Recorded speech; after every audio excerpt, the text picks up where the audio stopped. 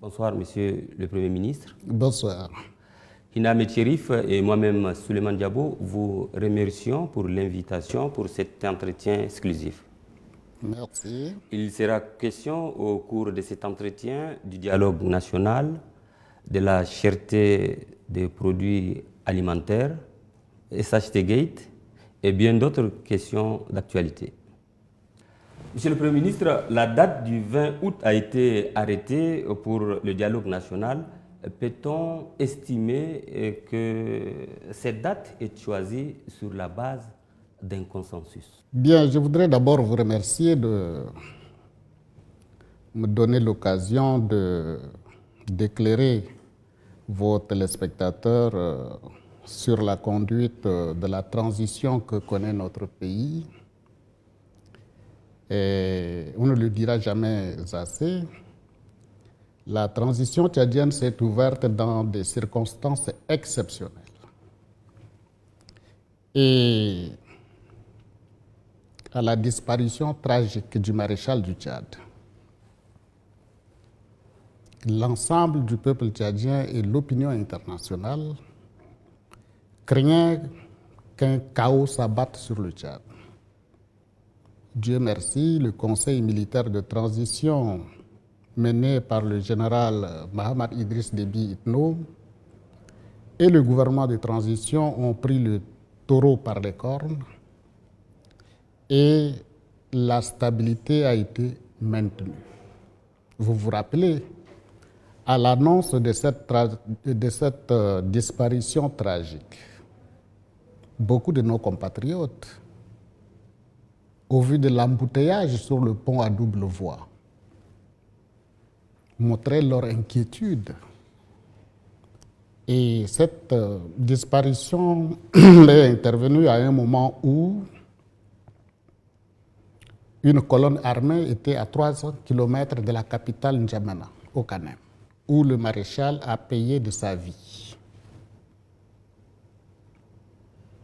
Aujourd'hui, un an après,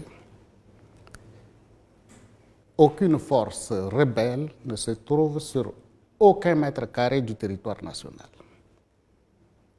Et la stabilité du pays est garantie, le Tchad est en paix, et les manifestations qui étaient naguère interdites ont été autorisées par le gouvernement de transition, et aujourd'hui,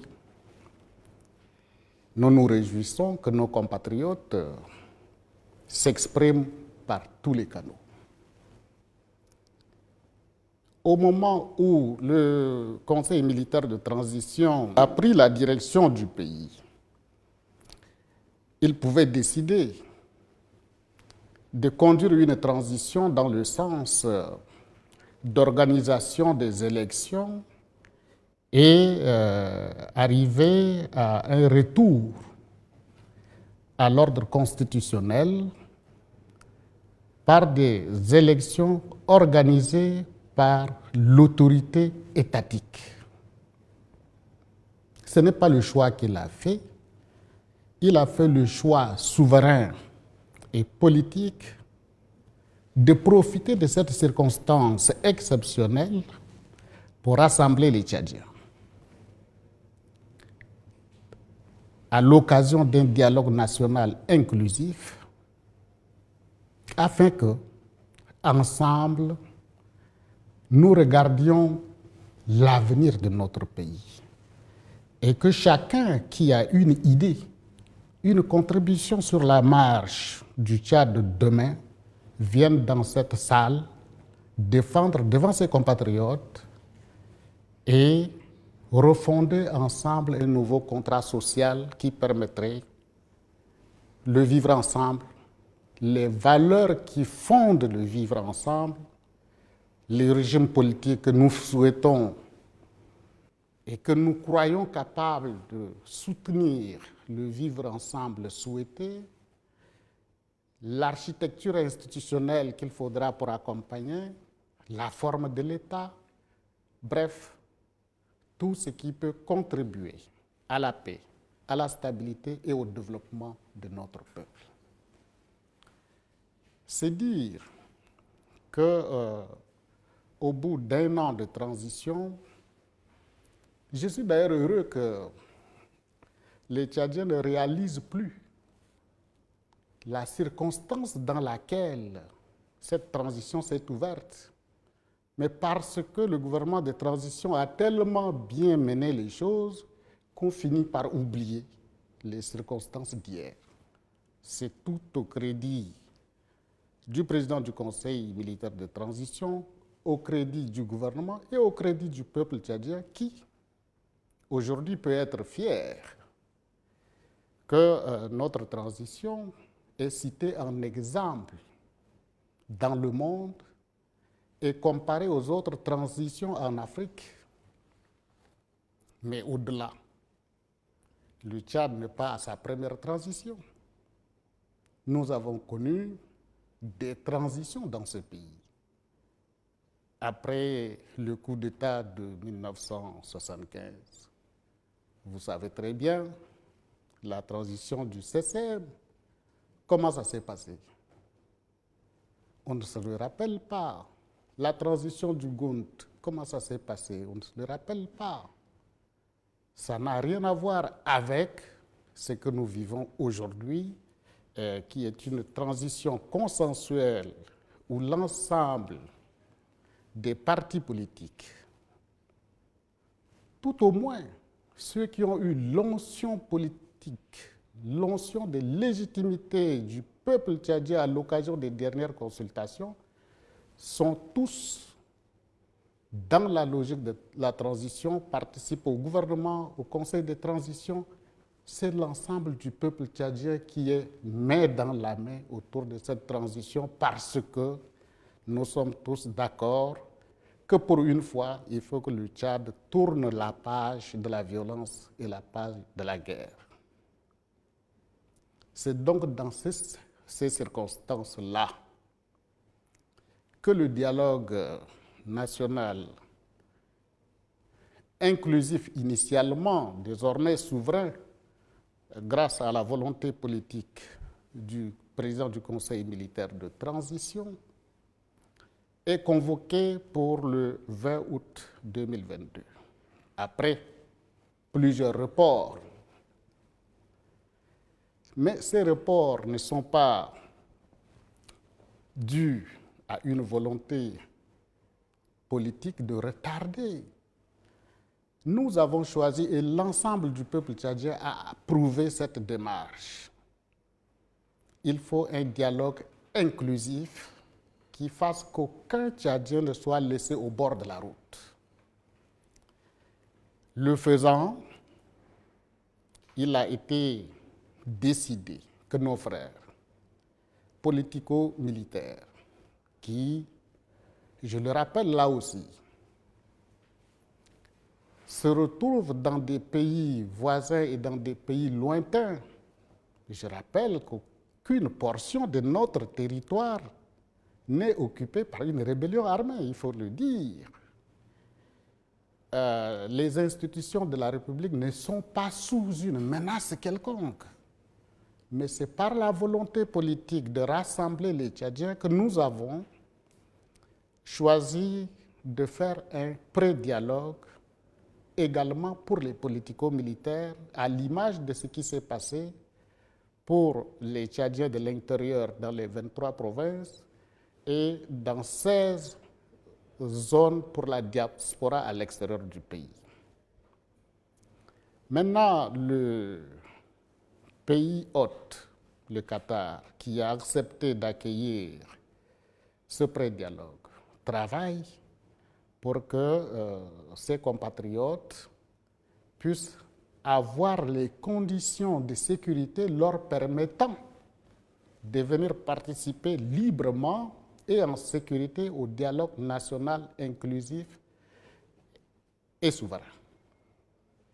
Monsieur le Premier ministre, est-ce que la date a été retenue de commun accord avec toutes les parties prenantes? J'en arrive, vous êtes pressé. Je disais donc, il faut créer les conditions pour que ces politico-militaires viennent, comme les autres Tchadiens, défendre leur point de vue, puisque hier ils ont pris les armes.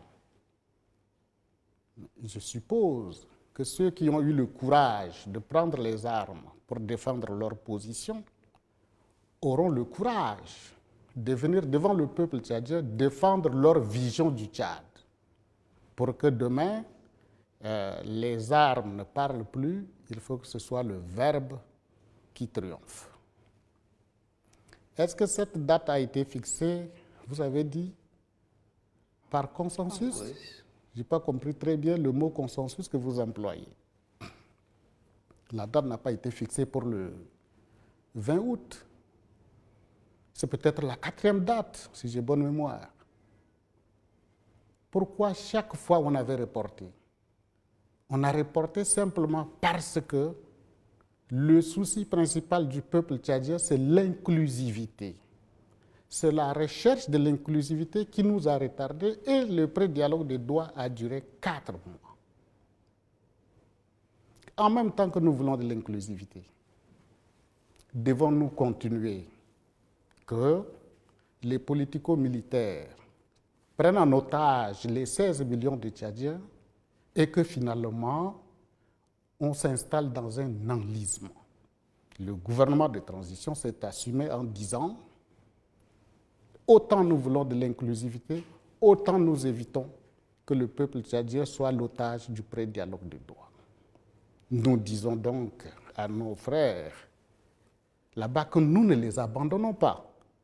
Nous disons accélérer le pas. Nous fixons le dialogue au 20 août. Vous avez le temps de vous entendre, signer un accord et rejoindre le reste des 16 millions de Tchadiens qui vous attendent depuis 4 mois. Et donc, c'est véritablement dans l'esprit de consensus et dans la recherche de la paix, nous ne pouvons pas en même temps dire que nous voulons une transition courte et en même temps nous installer dans un enlisement à n'en point finir. Voilà pourquoi la date du dialogue a été fixée pour le 20 août et nous croyons fermement aux informations que nous avons que nos frères politico-militaires s'apprêtent eux aussi, accélèrent le pas pour rejoindre le peuple tchadien dans cette dynamique de paix. Monsieur le Premier ministre, vous parliez de souveraineté, mais la question de souveraineté du dialogue a fait l'objet d'un large débat pour parler de Doha. Alors, dans l'arrêté convoquant le dialogue du 20 août, ne figure pas la mention souveraineté, c'est ce qui est reproché donc à cet arrêté. Alors, ceci est devenu finalement source d'inquiétude pour plus d'un. Alors, est-ce que il ne s'agit pas d'un oubli, Monsieur le Premier ministre? Non, pas du tout. Il n'y a pas d'oubli. En date du 2 juillet 2021, le président du Conseil militaire de transition a pris un décret créant un comité d'organisation du dialogue national inclusif, en abrégé CODNI. L'article 11 de ce décret du 2 juillet 2021 dit qu'après le dépôt du rapport du CODNI et après consultation du chef de l'État, le Premier ministre convoque le dialogue national inclusif. Dans la hiérarchie des normes, l'arrêté du Premier ministre se réfère au décret qui crée le CODNI, à l'article 11. Puisque le décret du 2 juillet n'avait pas la mention souveraineté, il y avait la mention inclusivité. L'arrêté ne peut pas aller au-delà du décret auquel il se réfère. Donc, du point de vue juridique, l'arrêté devait reprendre les termes qui figurent dans le décret. C'est ce qui a été fait. Mais cela ne dit en rien que on renonce à la souveraineté, puisque vous vous rappelez très bien, le décret a été pris en juillet 2021 et le président du Conseil militaire de transition, dans sa volonté politique souveraine, a déclaré le 31 décembre, à l'occasion de son adresse à la nation, que le dialogue sera souverain. Et donc, c'est une déclaration politique qui va être mise en œuvre à l'occasion de ce dialogue. Il n'y a pas de doute sur la souveraineté du dialogue. L'arrêté, c'est un acte administratif qui se réfère à un décret qui a été pris avant cette déclaration politique faite par le chef de l'État. Est-il possible de parler de réconciliation nationale si une frange de la population ne fait pas confiance à la justice? Vous soulevez là une question immense. Et vous ne me dites pas quelle est cette frange de la population qui ne fait pas confiance à la justice. Un État, le vivre ensemble de toutes les façons n'est possible que lorsque la justice est la même à l'égard de tous. Mais la justice, elle est tchadienne. Les juges sont des Tchadiens. Nous avons les mêmes préoccupations de paix. La justice est un instrument central de la paix dans notre pays. Je sais qu'il y a des choses perfectibles au niveau de la justice, mais il n'y a pas qu'au niveau de la justice. Nous avons un certain nombre de défis d'amélioration de nos institutions. Et nous travaillons à faire en sorte qu'il y ait d'amélioration également du côté de la justice, comme nous travaillons à améliorer les autres secteurs de la République. Le dialogue est conditionné, Monsieur le ministre, par les négociations qui se tiennent en ce moment avec les politico-militaires. Mais au vu de la lenteur enregistrée dans la tenue de ces discussions, le dialogue tant attendu ne se présente-t-il pas comme un plat avec un goût inachevé? Ah, mais pas du tout. Pas du tout. D'abord, il y a plusieurs possibilités. Dans d'autres pays ici autour de nous, qui connaissent les mêmes situations de transition, ils ont choisi de faire un dialogue national. Après les conclusions de ce dialogue, ils se sont ouverts à négocier avec ceux qui sont à l'extérieur, politico-militaires, afin qu'ils rejoignent le train de la paix. Ce n'est pas le choix que nous avons fait. Nous avons fait un choix de faire en sorte que ceux qui sont politico-militaires rejoignent dès le départ et qu'ils viennent défendre leur point de vue à l'occasion de ce dialogue. Aujourd'hui, je vous disais, aux informations que nous avons et regardant l'accélération du pas de nos frères politico-militaires et la délégation gouvernementale qui est à Doha aujourd'hui, nous avons bon espoir que d'ici le 20, ces compatriotes seront avec les autres Tchadiens dans la salle de dialogue pour ensemble réfléchir sur l'avenir de notre beau pays. Monsieur le Premier ministre, le dialogue a un coût. À l'heure où nous parlons, est-ce que la question du financement est réglée? Ce n'est pas la question du dialogue. Le coût, c'est la transition elle-même qui a un coût. D'où la feuille de route que le gouvernement de transition a adoptée pour mener nos partenaires à apporter leur contribution. Pourquoi? Il faut organiser un dialogue. L'organisation du dialogue en tant que telle a un coût, comme vous le dites si bien. Après le dialogue, il faut transformer les résolutions de ce dialogue national inclusif et souverain en termes de réforme du corpus juridique dans notre pays. Cela a un coût. Après, il faut faire un projet de constitution qui doit être avalisé par le peuple tchadien à travers un référendum.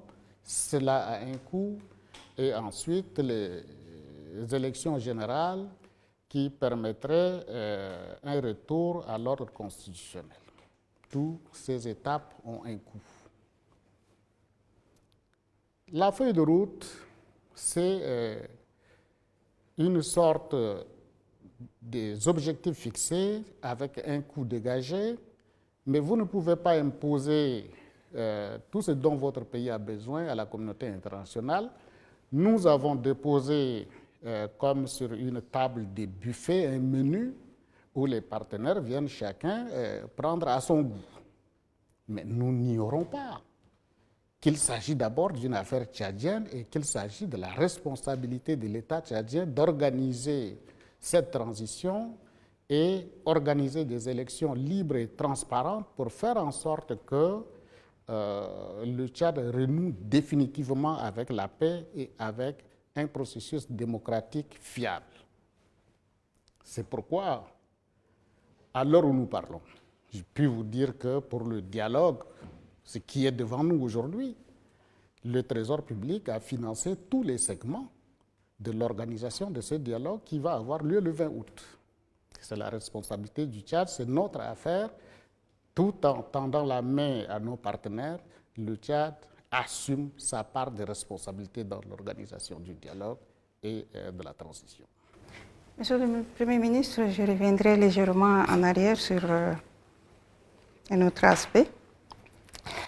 Certains politico-militaires ont quitté donc la table des négociations à Doha, à l'exemple du FACT qui a désisté. Ce dialogue est voulu inclusif. Alors, quelle est la stratégie du gouvernement de Pahimi pour faire entendre raison à cette catégorie de Tchadiens et surtout éviter cet éternel recommencement avec les rébellions? D'abord, madame, il faut savoir que la volonté politique du Conseil militaire de transition, du gouvernement de transition, est très claire. Faire en sorte que, au bout de cette transition, la mention, la notion politico-militaire n'existe plus. C'est vraiment ce pourquoi nous travaillons et c'est pourquoi vous constatez que le Tchad est suspendu au pré-dialogue de Doha depuis 4 mois. Ça montre bien la volonté du gouvernement d'en finir avec les rébellions. Mais en même temps que nous travaillons pour cette inclusivité, nous savons, nous ne sommes pas naïfs, nous savons que parmi les politico-militaires, vous avez des gens, des hommes et des femmes qui sont dans cette posture depuis une trentaine d'années. Vous avez des gens qui sont installés dans des pays à l'extérieur, avec famille, avec emploi, et qui, même après signature, viendraient peut-être participer à notre dialogue pour juste repartir. Il y en a qui ne viendront jamais parce qu'ils ont déjà leur attache beaucoup plus profonde ailleurs qu'ici.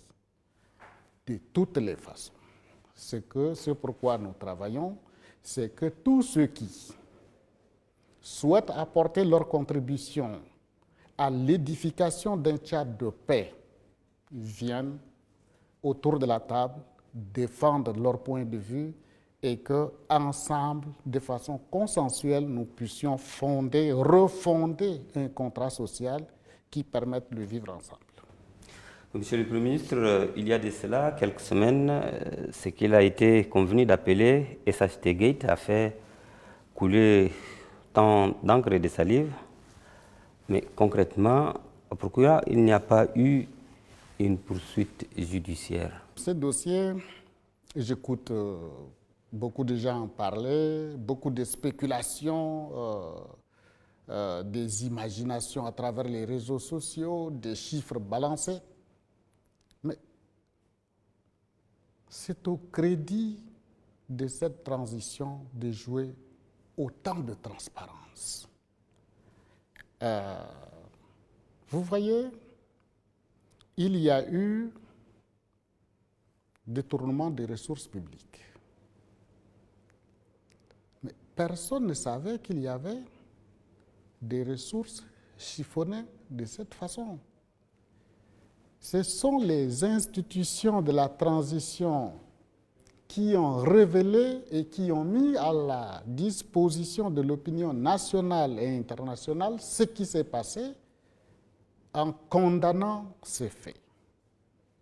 Dès le premier jour, je peux vous dire, contrairement à ce que vous croyez, le procureur de la République a été saisi et a travaillé avec les services spéciaux qui étaient à l'origine de la découverte de ce détournement.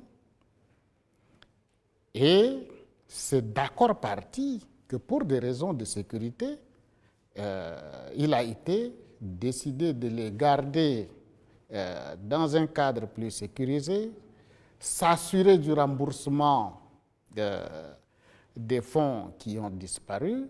Et le président du Conseil militaire de transition l'a dit de la façon la plus transparente et la plus claire possible, qu'à la date d'aujourd'hui, pratiquement plus de 80% de ces fonds sont entrés en termes de remboursement.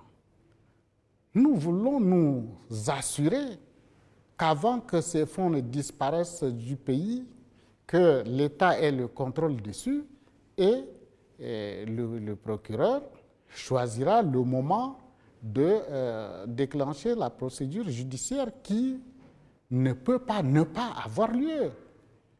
Donc, je puis vous dire que les personnes concernées par cette affaire sont aujourd'hui sous le contrôle du procureur de la République. Monsieur le Premier ministre, vous l'avez dit, le PCMT a annoncé le recouvrement de 80% de l'argent détourné donc, dans l'affaire SHT Gate. Mais plusieurs chiffres ont été souvent avancés dans ce dossier. Concrètement, quel est le montant de cet argent? Le chiffre qui a été annoncé et qui est réel pour le moment, circonscrit par les services qui ont travaillé, est de 13,9 milliards. Maintenant, depuis que ce chiffre a été circonscrit, c'est sur ce chiffre circonscrit qu'il y a eu des remboursements.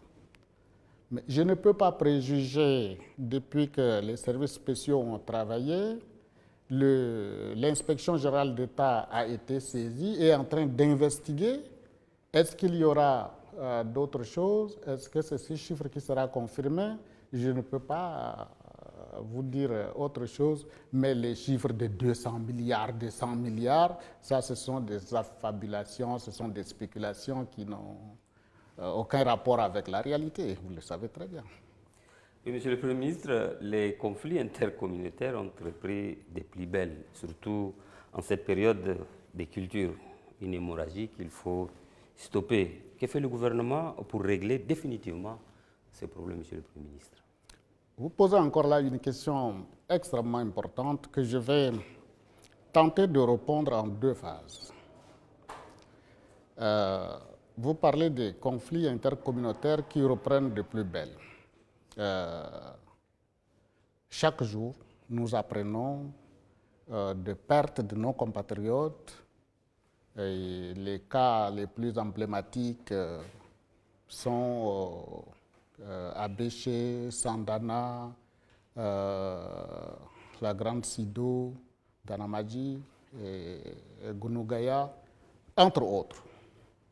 Je profite encore une fois pour condamner ces violences et présenter les condoléances du gouvernement aux familles éplorées. Je disais que je vais répondre en deux phases.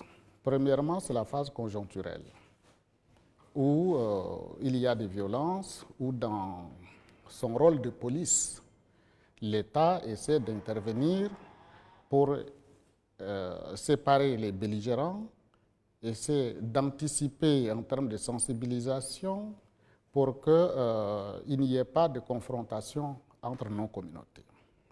Nous y travaillons. L'administration du territoire, les forces de défense et de sécurité interviennent chaque fois et en même temps nous avons déclenché une opération de ramassage d'armes de guerre en circulation qui envenime la situation. Et vous comprenez la difficulté de la tâche due au fait que tout autour de notre pays, nous avons des foyers d'instabilité, que ce soit le nord de la RCA, que ce soit le Darfour, la Libye, qui font qu'il y a une circulation énorme d'armes de guerre qui contribuent à ces tueries à l'intérieur de notre pays. Sur l'aspect conjoncturel, nous y travaillons donc. Mais plus globalement, plus profondément, j'allais dire plutôt, nous sommes dans un pays vaste d'1,284,000 km², mais dont près de 50%, 47%, si j'ai bonne mémoire, vit sur 10% du territoire. Il y a donc naturellement, avec le phénomène du changement climatique, une pression sur la ressource, la terre. La terre, depuis qu'elle est là, elle ne croît pas, elle n'augmente pas de surface. La terre a tendance à diminuer, en tout cas les terres arables. Pour le Tchad, par le phénomène de réchauffement climatique, la progression du désert, les terres arabes diminuent, année après année. Dans le même temps, nous avons par le phénomène de la démographie, les bouches à nourrir qui augmentent. Et naturellement, on a besoin de plus d'espace pour cultiver. Parallèlement, nous nous réjouissons, nous nous vantons d'ailleurs que le Tchad a plus de 130 millions de têtes de bétail. Et ce bétail a besoin de pâturage, a besoin de l'eau, ce qui fait que les gens ont une concurrence sur les ressources de la terre que sont l'eau, que sont le pâturage, les champs. Les gens ne se battent pas par inimitié des communautés les unes contre les autres. C'est un phénomène de pression sur la ressource et dont la solution définitive dont vous parlez est une solution de fond qui engage l'État, mais aussi nos partenaires.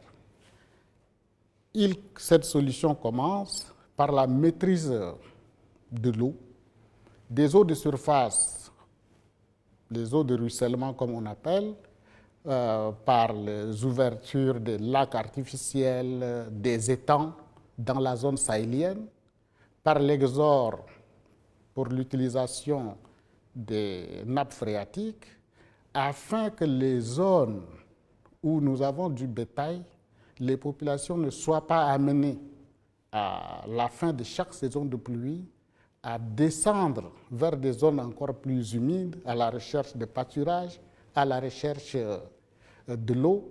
Il faut créer les conditions de vie aux populations là où elles se trouvent afin d'avoir moins de pression sur la ressource. Et ça, c'est un travail qui demandera énormément de moyens. Je travaille chaque jour sur cette question avec nos partenaires pour qu'il y ait des projets sur lesquels les partenaires se positionnent pour aider le Tchad à faire un travail tant de maîtrise de l'eau, d'intensification de l'agriculture pour que sur des petits espaces, on puisse produire plus, d'intensification de l'élevage par la production de fourrages, afin que progressivement, nous puissions sortir même de l'élevage des transhumances, afin que la gestion de nos espaces ne nous crée pas trop de problèmes. Bien sûr, à cela, il faut ajouter la diversification de l'économie par la création de la plus-value sur les produits et sous-produits d'agriculture et d'élevage pour permettre d'enrichir les agriculteurs et les éleveurs, mais aussi créer l'emploi en faveur de la jeunesse. Nous avons assisté récemment de façon impuissante à la hausse vertigineuse des prix des denrées alimentaires. Le conflit ukrainien a souvent été pointé du doigt, mais sincèrement, Monsieur le Premier ministre, n'est-il pas temps pour le gouvernement tchadien de trouver une solution pérenne à cela? Là aussi, il y a deux phénomènes. Premièrement, je ne nie pas la réalité des hausses de prix sur les marchés. Et pour le Tchad, nous sommes confrontés à une agriculture dépendante des aléas climatiques. Et chaque année, nous avons une hausse saisonnière des produits de saison. Le chartamani, comme on appelle ici, chacun sait que dans notre pays, c'est le moment où les produits sont chers parce que c'est rare. Nos récoltes de l'année commencent à s'épuiser ou sont épuisées et sur les marchés, il y a de la spéculation. Et ça, c'est chaque année. Cela devient plus aigu chaque fois que nous avons traversé une mauvaise pluviométrie. C'est le cas l'année dernière sur l'ensemble du territoire. Il y a eu une mauvaise répartition de pluie tant sur le temps que sur l'espace, et ce qui a impacté le rendement des champs. Et naturellement, nous avons plus de pression sur les marchés cette année en conséquence de la mauvaise pluviométrie de l'année dernière. Ensuite, comme tout le monde est affecté par la guerre en Ukraine, le Tchad n'est pas épargné, ne vous y trompez pas. Quand vous prenez les fertilisants, les engrais, le Tchad consomme des engrais venant essentiellement de cette zone. Et donc, quand cette zone est en guerre, nous avons des difficultés pour avoir des engrais. Les céréales. Même si nous n'avons pas directement des hommes d'affaires qui commandent les céréales en Ukraine ou en Russie, nous commandons auprès des gros fournisseurs au Cameroun ou au Nigeria qui, eux, se ravitaillent dans cette zone. Donc, ça renchérit automatiquement les coûts. Ensuite, vous savez très bien que depuis le déclenchement de cette guerre, le transport maritime a triplé de prix à la tonne. Et ce qui joue sur les prix, je ne parle pas des prix des produits pétroliers. Aujourd'hui, on n'en parle pas assez, on n'en parle même pas. Le Tchad est le seul pays de la sous-région où les produits pétroliers sont moins chers. Pourquoi? Mais parce que par le phénomène d'augmentation des cours mondiaux du pétrole, aujourd'hui, sur le bateau à notre port préférentiel qui est Douala, le litre de gasoil arrive sur le bateau à plus de 1000 francs CFA.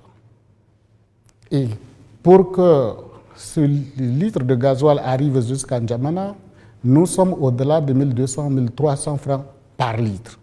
Les Tchadiens consomment le gasoil aujourd'hui à 500 francs. On n'en parle pas. Le Tchad est aujourd'hui le seul pays de la sous-région et nous sommes obligés de déployer des forces de sécurité, de défense autour de nos frontières pour éviter que nos produits pétroliers sortent et pour créer de la pénurie à l'intérieur du pays. Voilà ce que je peux vous dire. Oui, Monsieur le Premier ministre, on insiste sur le sujet parce que le Tchad regorge des potentialités inestimables agro-silvo-pastorales. Pourtant, le gouvernement parle des crises alimentaires. Monsieur le Premier ministre, nous, Tchadiens, est-ce que nous sommes vraiment conséquents avec nous-mêmes? Je suis tenté d'être presque d'accord avec vous. Nous sommes un pays qui a, si j'ai bonne mémoire, presque 39 millions d'hectares de terres arables. Nous avons des ressources en nappe phréatique énorme.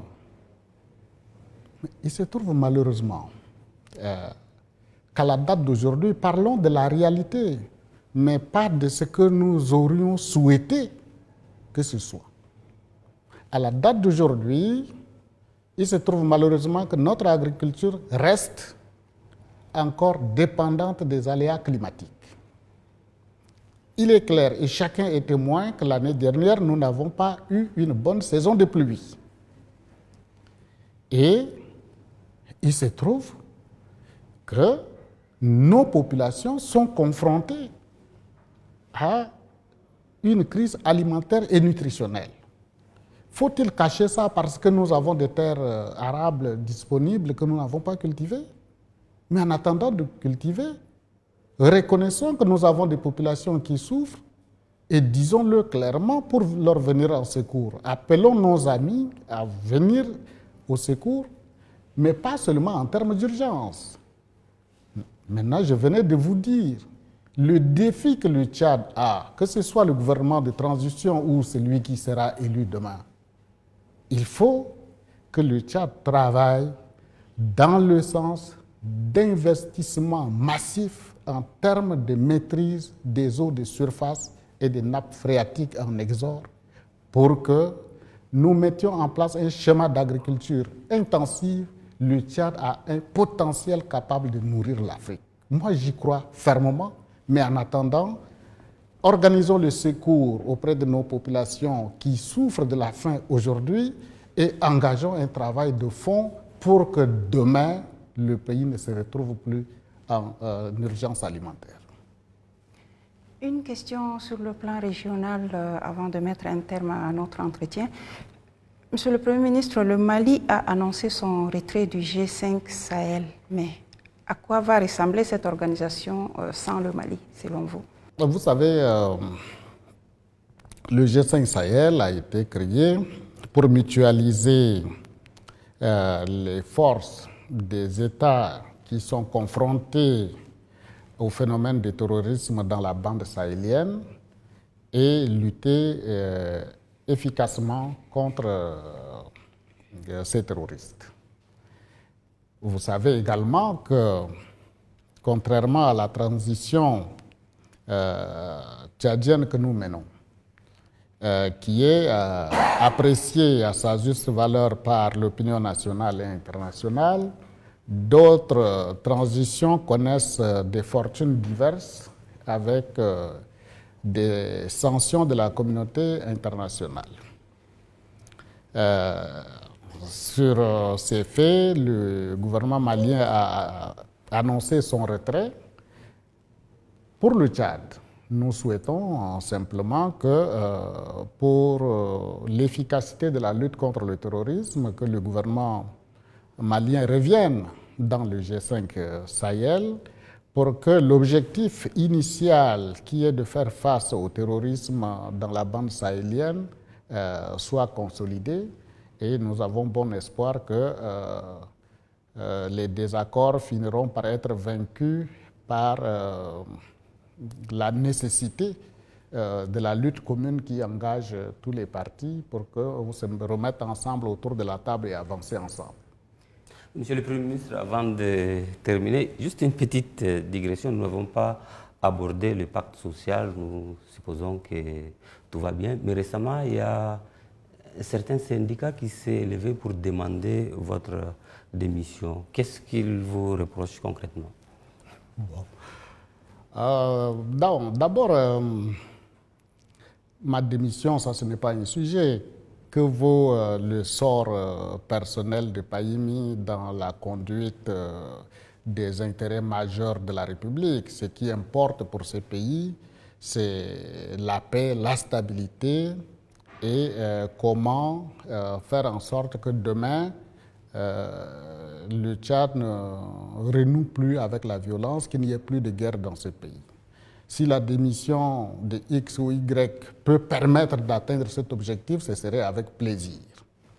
Mais je peux vous dire aussi que le Premier ministre de transition est nommé par la volonté souveraine du président du Conseil militaire. Ce n'est pas un délégué de personnel pour répondre à la volonté d'un syndicat. Et donc, sincèrement, je dois vous dire qu'au-delà des positionnements politiques des individus, que ce soit au nom des partis ou que ce soit au nom des syndicats, les citoyens sont libres d'avoir leur position politique. Et donc je considère que ce n'est pas la position syndicale, c'est plutôt une position politique des responsables concernés. Mais plus globalement, je voudrais saluer les partenaires sociaux pour la signature du pacte social. Parce que avec ce pacte social les signés, pour la première fois depuis tant d'années, nous avons eu une année scolaire sans perturbation. Nous avons eu une année universitaire sans perturbation et les résultats du baccalauréat de cette année sont révélateurs de cet apaisement au niveau social. C'est au crédit des syndicats, au crédit du gouvernement, au crédit de tous les acteurs sociaux. Je voudrais profiter de votre micro d'ailleurs pour les en féliciter. Je pense que c'est ça. Il faut que les Tchadiens soient capables de transcender leurs égoïsmes et leurs égos pour regarder l'intérêt national, pour regarder l'avenir de nos frères et de nos enfants. Monsieur le Premier ministre, merci d'avoir accordé de votre précieux temps à l'ONAMA pour cet entretien exclusif malgré votre agenda chargé. Mesdames, Messieurs, je rappelle que nous avons reçu en exclusivité le Premier ministre de transition, Monsieur Pahimi Padaké Albert. L'entretien avec lui a porté sur le dialogue national inclusif, le SHT Gate et bien d'autres sujets d'actualité. Souleymane Diabo et moi-même, Hinda Ahmed Cherif, vous disons merci d'avoir été des nôtres et vous souhaitons une excellente fin de semaine.